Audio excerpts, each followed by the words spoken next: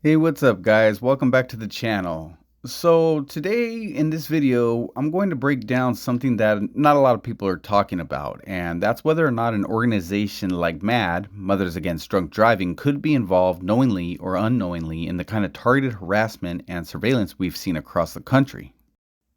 Now, I just want you to know I'm not trying to throw out wild accusations, and I'm not saying Matt is out here secretly gangstalking people, but what I am saying is we need to look closely at how certain nonprofit groups with deep ties to law enforcement and the legal system might play a part in a much bigger system.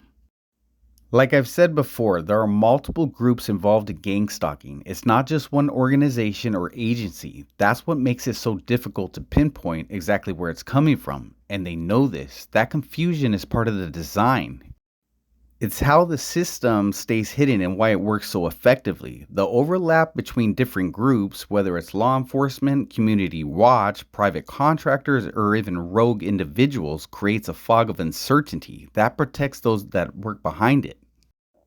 Alright, let's start from the beginning. MAD stands for Mothers Against Drunk Driving. It was founded back in 1980 by a woman named Candace Lightner after her 13-year-old daughter was killed by a drunk driver who had multiple prior offenses. So originally, MAD came from a place of pain. It was about justice. It was about saving lives. But over the years, this group has grown enormously. What started as a grassroots movement is now a massive nonprofit with political influence. They have partnerships with police, judges, schools, and even federal agencies. They also run victim panels, influence legislation, and work to raise awareness about the dangers of drunk driving and impaired driving in general. And while that might sound good on the surface, what happens when a group gets too powerful? What happens when a mission becomes a tool of control? Today, MAD has over 200 offices across the US and has reportedly influenced thousands of laws around drug driving, sobriety checkpoints, ignition interlocks, and harsher penalties. They also operate in Canada and have inspired similar organizations worldwide. They claim to have helped reduce drunk driving deaths by 50% since the 1980s, but here's the thing. They don't just stop at drinking and driving. They've expanded their focus to include marijuana use, opioid abuse, and even prescription drugs. That puts them in direct alignment with the government-funded drug enforcement programs and federal safety grants. Alright, let's talk about the money. Who's keeping this thing going? MAD is funded by federal and state grants, court fees and fines from DUI offenders, private donations, corporate sponsors, including alcohol companies, insurance groups, and tech firms that make breathalyzer devices or ignition interlock systems, and yes, law enforcement and legal system partnerships.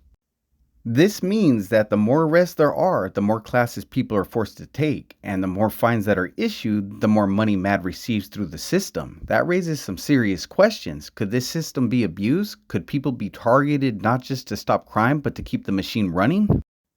So here's what MAD actually does on the surface. They organize victim impact panels where DUI offenders must attend and hear from families who've lost loved ones. They lobby for stricter laws on impaired driving, they push for sobriety checkpoints and longer license suspensions, and they work with schools, law enforcement, and lawmakers, and they also educate the public through media and events. When you zoom out, it starts to look like they're part of a larger effort, a moral cleansing of society, and if you don't fit that mold, you might just become a target. Now let's talk about the big question here. Could MAD be involved in targeting people? Well, here's the truth. There's no public smoking gun. You're not going to find a leaked document that says MAD is running a nationwide stalking operation, but what we do have are patterns and connections that raise red flags.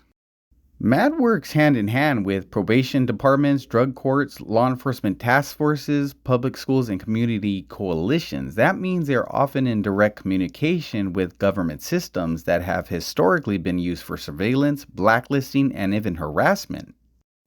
One thing that's become clear over time is this. There's a massive agenda, not just in America, but around the world to clean up society. And that sounds great on the surface. No more drunk drivers, no more drugs, no more criminals. But what it's turning into is a society of total control, where if you make even one mistake, you can be labeled, monitored, and punished for the rest of your life. The drug-free agenda sounds good until it's weaponized. Let's get something straight. Nobody wants drunk drivers on the road. Nobody's saying we should just let people overdose or let crime run wild. But the problem is, how far is too far? At what point does helping turn into hunting? The global agenda right now is about total safety. You see it everywhere. Drug-free zones, safe city initiatives, zero-tolerance schools, pre-crime predictive policing, AI-powered surveillance systems. These sound good on paper, but when you peel back the layers, it's really about behavior modification and social conformity. So what happens when a person changes, but the system doesn't forgive them? What happens when you're no longer a threat, but you're still treated like one?